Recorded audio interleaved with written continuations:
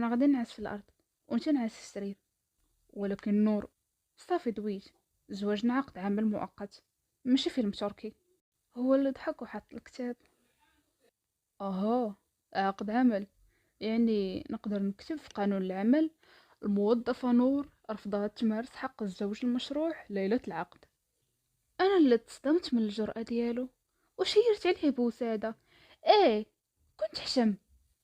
والصراحة ما كرهتش نكون في فيلم تركي. كل شوية تقولي لي: رعد، لا تمشي مشان الله، انا بموت فيك. كتناز عليا دابا ولد عمي ولا كيفاش؟ ايه، وانت اللي ما بغاش تنعسي في السرير، ولا خايفة تحرشي بيا وانا ناعس؟ ها؟ شنا هو؟ انا نتحرش بيك على زينك؟ سير سير، راك متيق راسك. ايوا انا غير قلت، اصلا انا مازال عزب اختي، تقرب ليا ندير صبعي في ودني ونبدا نغوت. يا على باسل، انا غادي نعس. اه، وما تنساش، في اي اقتراب مشبوه راني مبرمجه صفاره انذار في الوساده ديالك، ما تنساش.